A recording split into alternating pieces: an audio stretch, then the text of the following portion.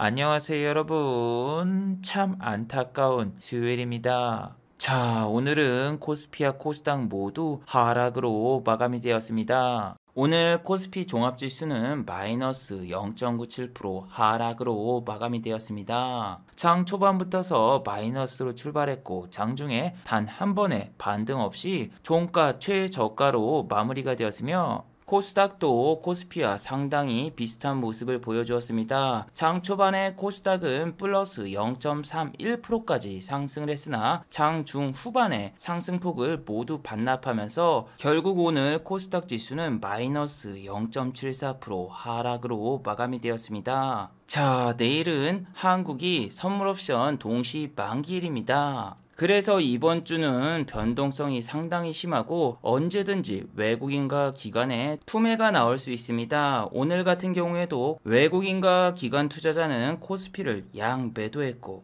외국인 투자자는 지난주 코스피를 순매수했었는데 오늘은 순매도로 돌변하였습니다. 지난주에 매수했던 물량을 오늘 전부 순매도했으며 그동안 한국의 코스피를 순매수했던 금융투자 역시 오늘은 순매도세를 보여주었고 거기다 나스닥에 상장되어 있는 미국의 반도체 기업 마이크론 테크놀로지가 어제 4.18% 급락이 나왔습니다. 자, 이렇게 되면 한국의 SK 하이닉스와 삼성전자 같은 경우에는 동반 약세를 보이게 됩니다. 실제로 오늘 SK 하이닉스 같은 경우에는 오늘 상당히 안 좋은 모습을 보였으며 SK 하이닉스 같은 경우에는 외국인과 기관의 투매로 인해서 마이너스 4%대 급락이 나오고 말았죠. 자, 거기다 내일은 미국에서 물가지표가 공개됩니다. 물가지표가 공개되면은 미국의 연준에서 테이퍼링을 할 것인가, 금리 인상을 할 것인가, 어느 정도 윤곽이 드러나게 되는데 자, 과연 내일 한국 증시는 어떤 모습을 보여줄까요? 오늘처럼 외국인과 기관의 투매가 나오면서 한국 증시는 또 하락하는 모습을 보여줄까요? 아니면 내일은 외국인과 기관의 양 매수가 들어오면서 상승하는 모습을 보여줄까요? 오늘 이 시간에 한번 알아보도록 하죠. 자, 지금 시각이 4시 3분입니다. 시간의 단일가 유럽장, 미국장, 그리고 야간 선물도 다 끝나지 않았습니다. 그래서 매까지는 배제를 해보고 진행해 보도록 하겠습니다. 자, 그럼 먼저 해외 시황과 국내 시황 그리고 오늘의 특징주를 한번 살펴보도록 하겠습니다. 자, 그럼 먼저 해외 시황입니다. 자, 먼저 다우지수입니다. 다우는 어제 마이너스 0.09% 하락으로 마감이 되었습니다. 최근 다우지수는 신고가를 돌파한 다음에 지루한 횡보세가 지속되고 있는데 이거는 투자자들이 다음 주에 있을 FOMC 회의를 기다리고 있어서죠. 물론 FOMC 회의 이전에 미국의 물가지표가 먼저 공개가 되기 때문에 미국의 물가지표를 살펴본 다음에 다우와 나스닥의 방향성이 결정되겠죠. 그래서 여러분들이 지금 절대로 무리해서는 안 됩니다. 다우와 달리 한국의 코스피 같은 경우에는 신고가를 돌파하고 오늘은 마이너스 1%대 하락이 나왔는데 5일 동안 오른 상승분을 단 하루 만에 모두 반납하고 말았죠. 그리고 우리 지수가 5일 동안 상승한 게 아니라 지수는 상승을 했어도 하락 종목이 상승 종목보다 훨씬 더 많은 상황이 연일 이어지고 있었습니다.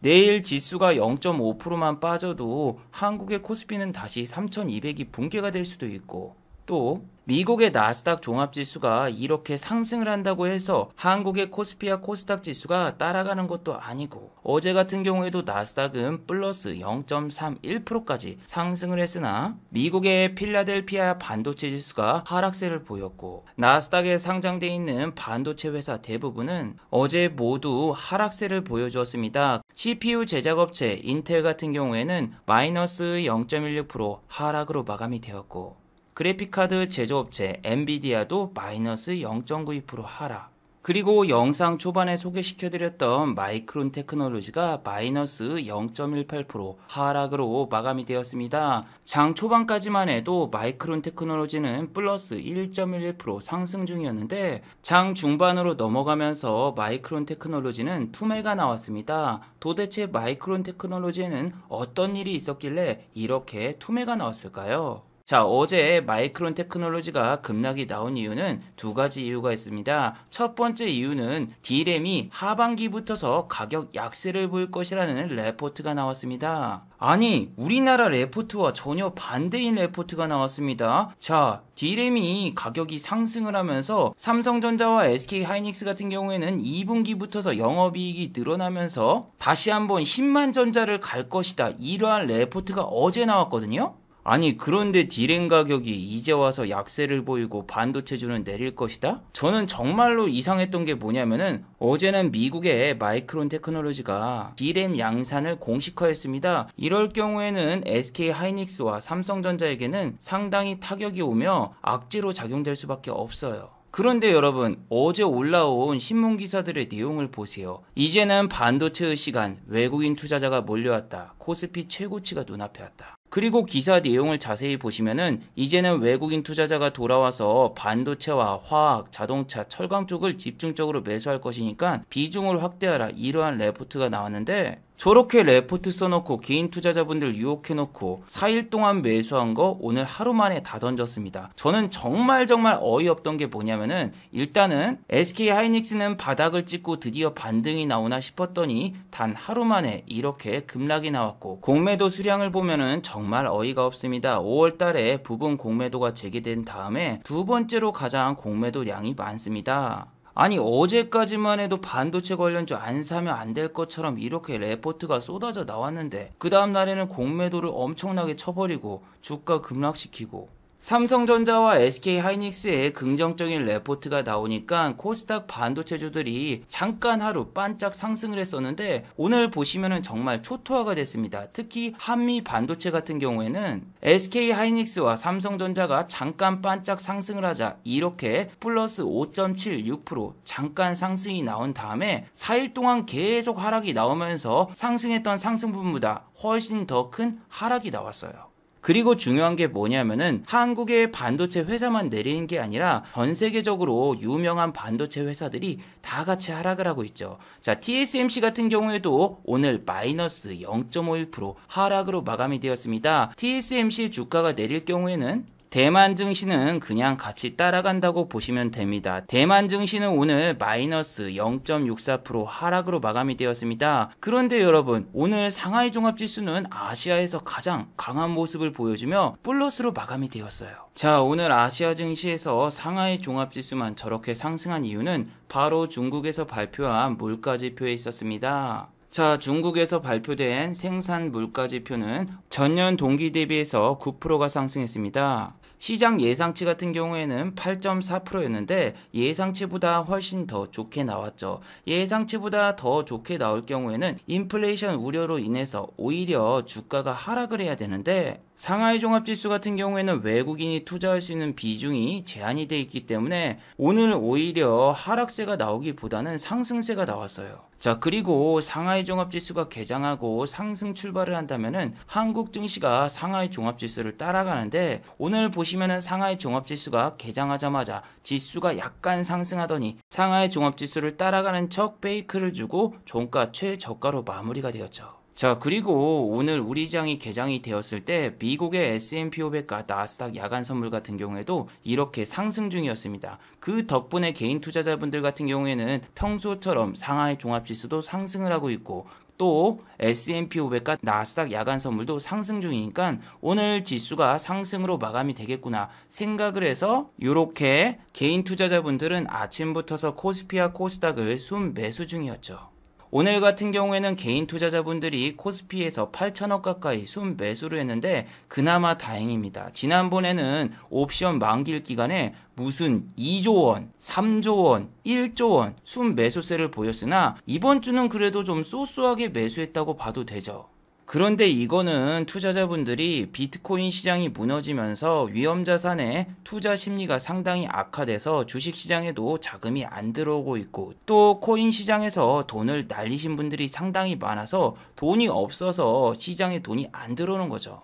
자, 오늘 아침에도 보시면은 코인 시장은 이렇게 박살이 나서 기본 마이너스 5% 이상 하락이 나왔습니다. 아니 여러분, 어제 업로드한 이 영상에서도 지금 코인 시장이 붕괴되고 큰 하락이 나왔습니다. 이렇게 말씀드렸는데 와, 지하실 밑에 여러분 지하실이 더 있습니다. 어제 올라온 영상에 이 코인들 가격을 보세요. 메탈 같은 경우에는 3015원이었죠. 근데 어제 저녁에는 2795원이에요. 현재는 2077원. 와, 거기다 알트코인 말고도 비트코인 역시 이렇게 무지성 하락을 보여주었습니다. 3100불이 깨지려는 모습도 장중에 상당히 많이 보였고 이렇게 4시간 이상 계속 하락만 나왔어요.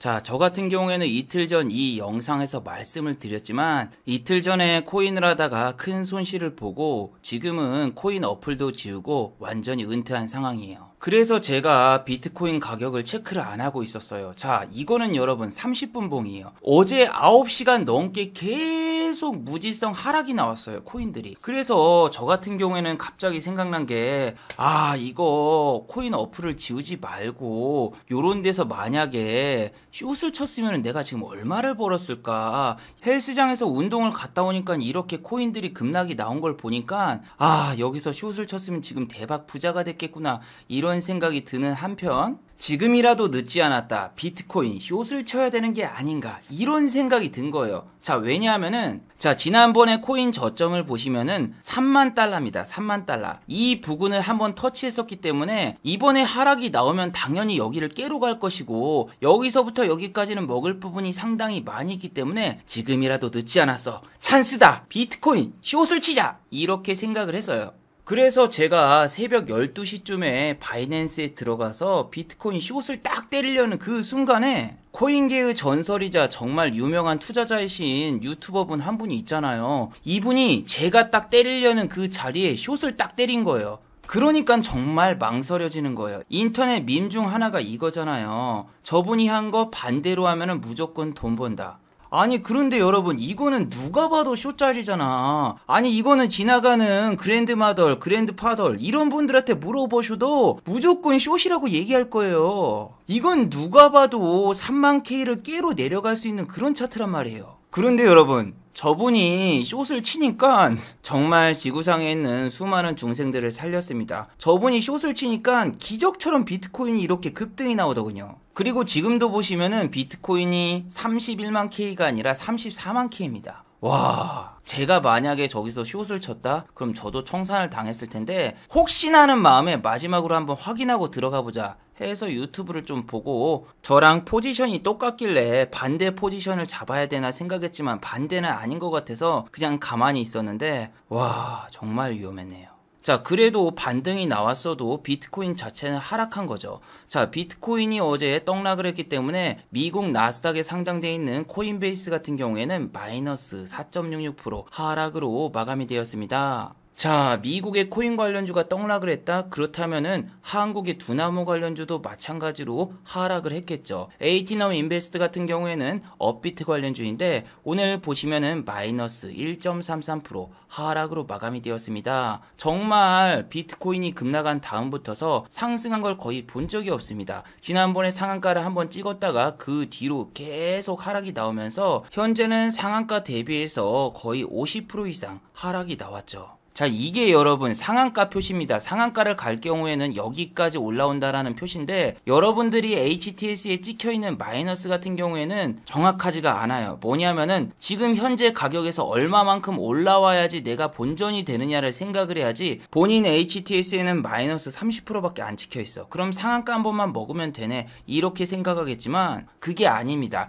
여기서는 상한가를 가도 본전에 안 오고 여기서 상한가를 먹고 그 다음에 15% 이상 올라와야지 내가 본전이 되는 거예요. 그리고 지금 미국 증시 역시 어수선한 모습을 보이고 있고 또 물가지표라던가 FOMC 회의 전까지는 그렇게 큰 변동성이 없어요. 그래서 미국도 스펙주처럼 이런 잡주들이 잘 움직입니다. 자, AMC 엔터테인먼트 같은 경우에는 어제 장중에 10.22%까지 상승을 했고 종가는 플러스 0.09%로 마감이 되었어요. 그런데 이 주식보다 어제 훨씬 더 핫한 주식이 있었습니다. 그건 바로 자, 바로 클로버 헬스케어라는 주식입니다. 어제 무려 100.9%가 상승했고 종가는 82.82%가 상승했습니다. 자, 클로버 헬스케어가 어제 급등이 나온 이유는 게임스톱 사태랑 똑같아요. 공매도가 많이 쳐져 있기 때문에 저 주식을 많이 살 경우에는 쇼커버링이 나오지 않을까. 월스트리트 배츠, 레딧 토론방에다가 누가 글을 썼고 그걸 보고 개인 투자자분들이 모두 매수에 가담해서 저렇게 주가가 크게 상승한 거죠. 자, 그리고 원조 맛집 게임스톱 같은 경우에도 어제 23%나 상승을 했습니다. 장중에 이렇게 23% 상승이 나왔기 때문에 지난 3월에 게임스톱에 물려있던 개인 투자자분들 당연히 탈출을 하셨겠죠. 여기서 더 올라간다고 해서 기다리기보다는 일단은 이런 거 빠져나오고 봐야죠. 현재 미국은 물가지표 공개라던가 FOMC 회의를 기다리고 있는 상황이라서 저런 잡주들이 움직이는 거지, 나중에 장이 정상적으로 돌아올 경우에는 저런 주식이 더 이상 안 움직일 수가 있기 때문에 게임스톱이라던가 AMC 엔터테인먼트에 물려 계신 분들은 일단은 구조대가 오면은 탈출부터 하시고 나중에 잡으시는 게 좋을 것 같아요. 자, 여러분은 오늘 어떤 종목, 어떤 섹터를 보셨나요? 저 같은 경우에는 어제 종가 베팅을 한 다음에 오전장에만 살짝 마무리를 하고 오후장은 거의 매매를 하지 않았습니다. 자, 그런데 여러분, 저 같은 경우에는 어제 시간의 단일가에서 제가 종가 베팅을 한 종목이 급등이 나왔더군요. 그런데 시간의 단일가에서 그걸 매도했으면 대박이 났을 텐데 제가 유튜브 영상을 제작하느라고 시간의 단일가를 잘 안 챙겨보다가 어제 매도를 못했어요. 시간의 단일가에서 급등이 나왔다고요? 그러면 어제 천재님 혹시 CIS라는 이 종목을 종가 베팅을 때리셨나요? 자, CIS라는 이 종목은 시간의 단일가에서 어제 상한가를 갔었고 오늘 같은 경우에도 아침에 11.44% 상승으로 출발을 했죠. 그런데 이 종목이 왜 시간의 단일가에서 상한가를 갔을까요? 만약에 애플에서 애플카를 만든다면은 배터리는 중국산 배터리를 사용할 것이다, 이러한 뉴스 때문에 어제 시간의 단일가에서 상한가를 갔었죠. 자, 내용을 살펴보시면은 로이터 통신에서 이번에 애플이 중국의 CATL과 전기차 배터리 공급에 대해서 협의를 진행 중이다, 이러한 뉴스가 나왔습니다. 중국 업체하고 애플이랑 이렇게 협약을 맺는데 한국에 수혜주가 있을까? 당연히 없을 거라고 생각을 했습니다. 그런데 오늘은 CIS가 애플의 전기차 배터리 수혜주라고 하는데, 물론 이 회사 같은 경우에는 리튬 2차 전지를 생산하는 업체긴 하지만 실적을 보시면은 당기 순이익이 연일 마이너스며 적자 기업이에요. 그래서 저 같은 경우에는 웬만해서는 적자 기업에 종가 베팅을 안 때리기 때문에 CIS라는 종목은 저는 매수를 하지 않았습니다. 아니, 그럼 천재님 혹시 어제 시간의 단일가에서 또 급등했던 자화전자를 매매하셨나요? 자, 자화전자 같은 경우에는 주가를 보시면은 오늘 아침에 8.41%까지 상승했다가 종가는 3.85%로 마감이 되었고 시초가가 최고가였습니다. 장 초반에 잠깐 3분 동안 갭을 띄우고 그 다음에는 그냥 밑으로 쫙 내려꽂으면서 오늘 종가 역시 상당히 안 좋은 모습을 보였죠. 자화전자가 오늘 시초가부터 저렇게 상승한 이유는 바로 또 애플 관련 뉴스였죠. 자, 이번에는 애플카가 아닙니다. 애플에서 주력으로 판매하고 있는 아이폰에 자화전자의 OIS가 애플에 납입이 될 예정이며 애플의 아이폰 망원 카메라 모듈에 사용될 것으로 예상하고 있어요. 그런데 여러분, 자화전자 자체도 그렇게 실적이 좋은 회사가 아닙니다. 3년 연속 이렇게 적자가 지속되고 있기 때문에 재무제표가 그렇게 좋지도 않죠. 수급 같은 경우에도 외국인이라던가 기관이 잘 매수하는 종목도 아니고 가끔 단타의 제왕 투신이 와서 단타치고 나가는 그런 종목일 뿐이에요. 그리고 시간의 단일가도 보시면은 오늘 3.85%가 상승을 했는데 단일가에서는 오히려 마이너스 1.39%가 하락한 모습을 보이고 있죠. 이런 종목은 소형주라서 평소 거래량이 별로 없기 때문에 장중에 잠깐 반짝 오르고 그냥 빼버리는 경우가 많아요. 자, 그리고 여기를 한번 보세요. 오늘이 6월 9일이죠. 자화전자 500원 규모의 전환사채 발행. 적자 회사들 같은 경우에는 이렇게 주가가 상승하면은 유상증자를 때리거나 혹은 전환사채를 무조건 발행을 합니다. 그렇기 때문에 적자 기업은 종가 베팅할 때 주의를 하셔야 되고, 보시면은 500억 원 가량의 전환사채를 발행했기 때문에 전환가액은 21,531원에 23만 주 정도가 새로 전환사채로 발행이 되죠. 자, 그래서 여러분들이 급등하는 종목에 적자 회사의 종가 베팅을 하면은 이런 사태를 겪게 될 가능성이 높아요. 저는 당연히 자화전자도 종가 베팅을 하지 않았어요.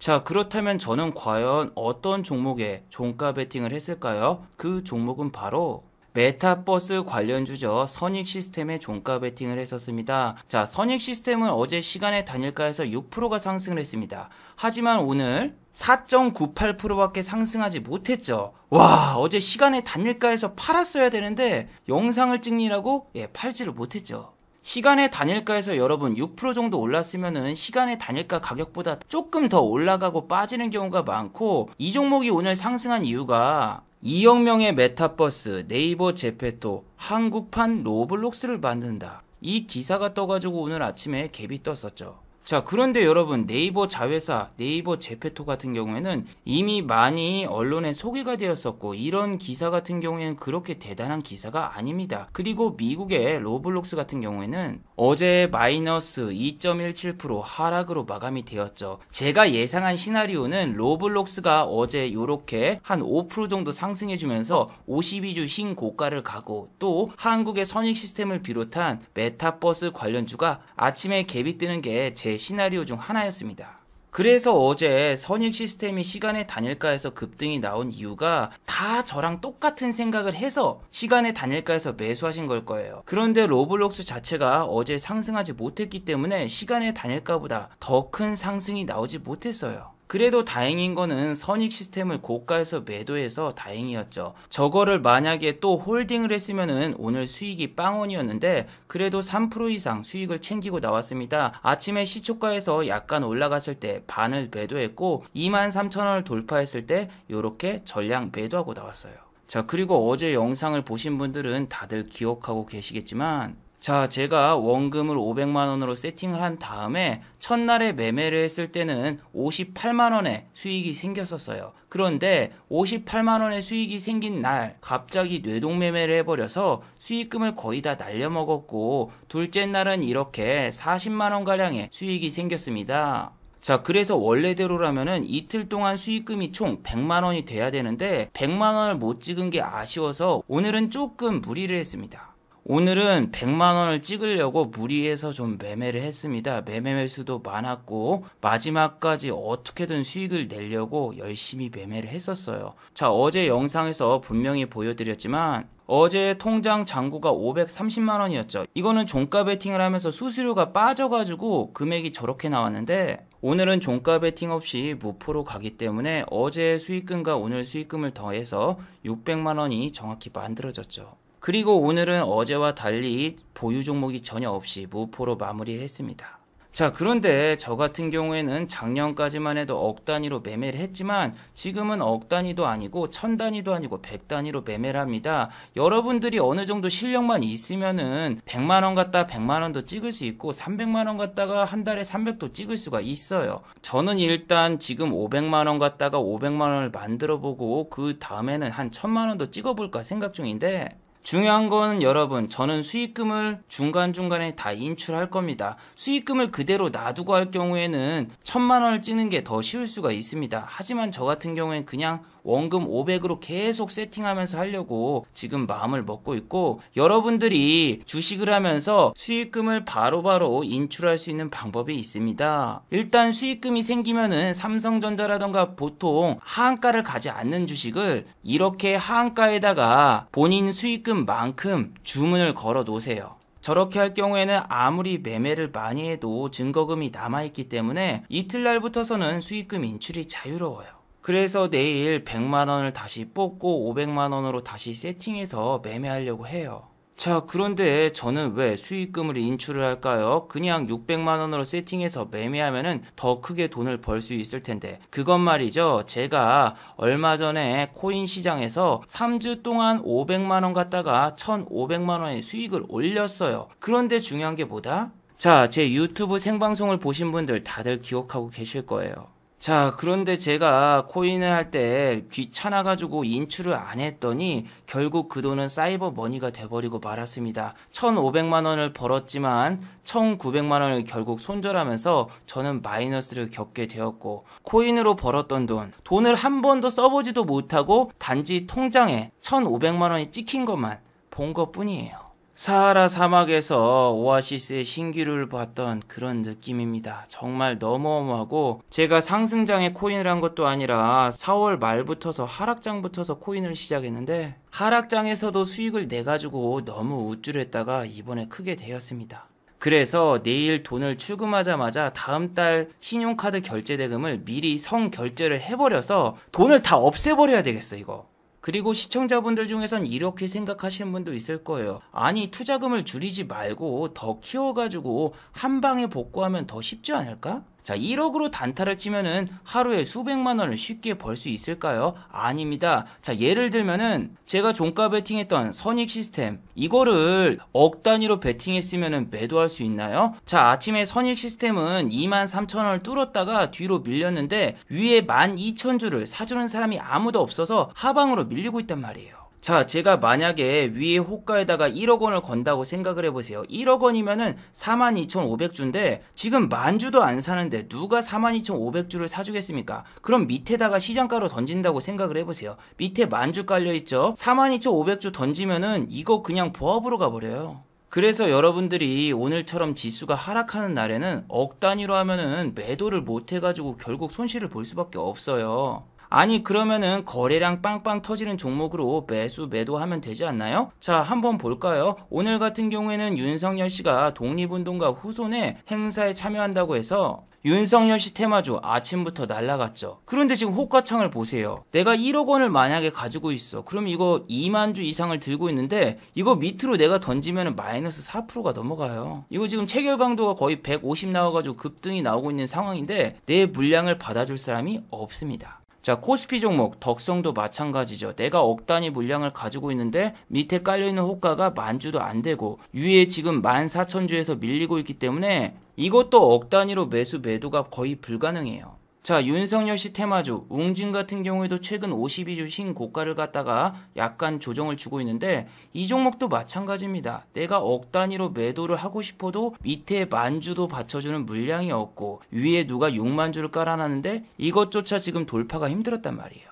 자, 그런데 웅진 같은 경우에도 불과 얼마 전까지만 해도 이렇게 거래량이 빵빵하게 터질 때는 억 단위로 매수 매도가 상당히 쉬웠어요. 하지만 지금 고점을 찍고 내려오는 와중에는 거래량이 별로 없고 사주는 사람도 거의 없어서 이렇게 코스피 코스닥 지수가 내려가는 날에는 여러분들이 억 단위로 하면은 정말 큰 손실을 볼 수가 있어요. 보세요. 아까 보여드렸던 위즈코프 오늘 종가가 마이너스 2.67%입니다. 장중에는 2.81%까지 상승했다가 종가가 이렇게 빠졌기 때문에 고점에서 잡았으면 마이너스 5%고 그나마 윤석열 씨 테마주 중에서 오늘 가장 큰 상승률을 보인 종목은 바로 애니능률이었습니다. 애니능률 같은 경우에는 지금 이 시간대에는 호가창이 빵빵하기 때문에 억 단위로도 매수 매도가 가능한 것처럼 보이지만 윤석열 씨가 공식 석상에 등장하기 10분 전이 되자 매수세가 줄어들면서 호가창이 얇아지기 시작해요. 그리고 애니능률은 갑자기 급락하면서 오늘 16.48%까지 상승했다가 종가는 5.11%로 마감이 되었죠. 아니 그럼 천재님 코스피 대형주 중에서 호가창이 빵빵한 두산중공업 같은 주식을 단타 치면 되지 않나요? 이렇게 말씀하시는 분도 있을 거예요. 자, 아침부터서 두산중공업 같은 경우 이렇게 급등이 나오면서 아침에 27,650원까지 올랐습니다. 하지만 종가는 2.96% 상승으로 마무리가 되었죠. 아침에 고점을 잠깐 찍고 종가까지 이렇게 확 빼버리는데 오늘 정말 무섭더군요. 어제에 이어서 오늘도 눌림목에서 잠깐 제가 두산중공업을 매매해봤는데 소액으로 해도 두산중공업은 너무 힘들어요. 저는 여기서 들어가서 여기서 바로 나왔는데 이렇게 횡보하다가 밑으로 확 빠지면은 정말 끝장날 수가 있고 지금 보시는 게 5분봉이기 때문에 여기서 횡보 구간이 1시간이 넘어요. 1시간 동안 여러분 대형주가 이렇게 움직임이 없으면은 감옥에 갇힌 것처럼 너무나 힘들어요. 이게 움직임이 어느 정도 있어야지 수익을 보고 나가죠. 생각해보세요 여러분. 이게 올라가면 상관이 없는데 그냥 횡보를 하거나 밑으로 빠질 경우에는 누가 여기에 있는 4만주 5만주를 다 매수해줍니까? 이것만 해도 지금 몇억 원입니까? 20억이 넘잖아요. 20억이 넘는 돈이 여기 들어와야 되는데 평소에는 안 들어오다가 지금은 원전 찌라시 때문에 이렇게 거래량이 터지면서 들어오는 거잖아요. 물론 여러분 작년처럼 지수가 막 상승하고 있는 상승 초입일 경우에는 이렇게 억 단위로 매수 매도를 해도 상당히 매매가 잘 되죠. 그 당시에는 여러분 사람들이 너무 열광해가지고 삼성전자가 무려 하루에 8% 9% 오르던 시절이었잖아요. 그래서 여러분들이 생각하기보다 하락장이라던가 혹은 횡보장에는 큰돈으로 하면은 수익 나기보다는 손실 나기가 더 쉬워요. 자, 그리고 여러분 어제 미국 증시에서는 항공주들이 상당히 좋은 모습을 보였어요. 델타 에어라인을 보시면은 이렇게 2.08% 상승을 했는데 내일부터 티웨이 항공 같은 경우에는 단일가에 진입이 돼요. 그렇기 때문에 오늘 상한가를 말지 못한다? 그럴 경우에는 내일부터서 30분 단일가에 진입이 되기 때문에 이런 종목은 시간의 단일가에서 하락이 나올 수밖에 없죠. 자, 저는 티웨이 항공보다 더 웃긴 게 뭐냐면은 쌍방울이었어요. 쌍방울 같은 경우엔 속옷 제작 회사죠. 그런데 이 회사가 갑자기 상한가를 갔길래 도대체 무슨 이슈가 있어서 상한가를 갔지? 이 종목은 옛날에 2016년도에 반기문 씨 테마주였거든요. 그런데 주가가 오를 때마다 쌍방울은 유상증자 매니아입니다. 계속되는 유상증자가 나오고 상한가를 가도 그 다음날 급락하는 게 쌍방울의 트렌드였습니다. 이 회사 같은 경우엔 적자 투성이고 적자가 매번 늘어나고 있는 회사라서 상장 폐지가 언제 돼도 이상하지 않은 그런 재무 구조를 가지고 있어요. 자, 그런데 여러분 쌍방울이 이스타항공을 인수한다라는 뉴스 때문에 오늘 상한가를 갔더군요. 정말 웃긴 게 뭐다? 무슨 닭고기 업체에 할인까지 이스타항공을 인수한다고 이야기가 나왔네요. 정말 웃긴 게 뭐다? 할인도 재무 구조가 그렇게 좋은 회사는 아니에요. 아니 쌍방울은 자기네 회사가 다 쓰러져가고 영업이익이 마이너스인 회사가 무슨 지금 이스타항공을 인수한다고 이야기를 하는 걸까요? 당연히 인수전에만 참가를 하겠죠. 마지막엔 인수 안 하고. 왜냐하면은 제주항공이 원래 이스타항공을 인수하기로 했었는데 돈이 너무 많이 들고 코다리 씻고 바이러스가 터져서 이스타항공 인수를 포기했어요. 제주항공 뒤에는 애경그룹이 있단 말이에요. 애경그룹이 이렇게 있는데 이런 그룹조차 이스타항공을 인수 못했는데 쌍방울이 이스타항공을 인수한다고? 정말 웃기는 이야기죠. 이런 이야기를 진짜 믿는 사람들도 문제고 이거는 상한가 가가지고 나중에 먹는다고 해도 또 이렇게 고점에서 촥 빼버리면서 음봉 나오고 마무리가 되겠죠. 이거는 너무너무나 말도 안 되는 이야기라고 생각이 돼요. 자, 그리고 저 같은 경우에는 지금 종가 베팅을 안 했습니다. 오늘 미국 증시가 좀 빠질 것 같아서 일단 종가 베팅을 안 했고 유럽 증시는 지금 혼조세를 보이며 하락하고 있죠. 그리고 S&P 500과 나스닥 야간 선물은 양호실처럼 양호하지만 최근에 이게 상승했다고 해서 현물이 상승한 적은 별로 없었죠. 다우도 지금 고점을 찍은 다음에 횡보 중이고 나스닥도 상승해봤자 하루 상승률이 1%도 안 나옵니다. 그래서 갭이 뜰만한 종목이 별로 없어서 종가 베팅을 안 했고 여행, 레저, 스포츠, 항공, 카지노 이쪽 주식은 오늘 이렇게 모두 상승했으니까 내일은 좀 쉬어갈 거예요. 그러면은 반대쪽 섹터를 보셔야겠죠. 자, 오늘 내린 섹터들이 내일 상승할 확률이 높거든요. 그래서 오늘 상승했던 종목보다는 이렇게 지금 내려가고 있는 섹터에서 매매해 보시는 게 여러분들이 더 좋을 거예요. 그래서 어제 선익 시스템을 매매했을 때도 이렇게 일주일 이상 조정을 줬기 때문에 사람들이 질려있고 아까 말씀드렸듯이 미국의 메타버스 관련주가 상승할 거라고 생각해서 이렇게 베팅을 했는데 여러분들도 지금 미국에서 어떤 섹터가 움직이고 어떤 섹터가 한국의 수혜가 될까 그걸 한번 잘 연동해서 매매해 보시기 바랍니다. 자, 마지막으로 한번 정리해 보도록 하겠습니다. 1번, 내일은 선물 옵션 동시 만기일입니다. 오늘도 장중에 변동성이 상당히 심했지만 내일은 오늘보다 더 심하게 변동성이 나올 수 있습니다.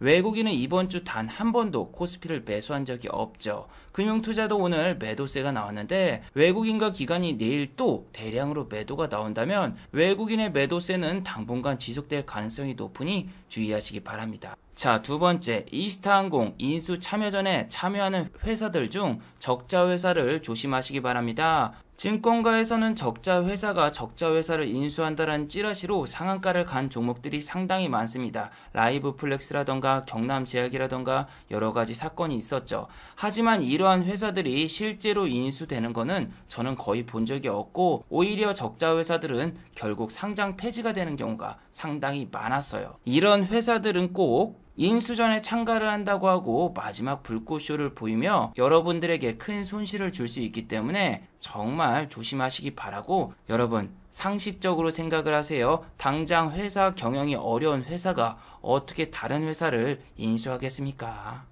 자, 유튜브 광고도 끝까지 시청해주시면 정말로 고맙겠고, 좋아요와 구독하기도 많이 눌러주시면 정말로 고맙겠습니다. 아, 그리고 또 어제 생방송 전에 저를 후원해주신 정말 고마운 분들이 계셨네요. 네, 제 유튜브 영상 밑에 있는 투네이션 후원하기 버튼을 눌러주시면 저를 후원해주실 수 있는데, 안치호님, 0147님 후원 정말 감사드립니다. 특히 0147님은 만원이나 후원해 주셨네요. 정말 감사드립니다. 자, 다들 수고하셨고 즐거운 평일 되시기 바랍니다. 다들 수고하셨습니다.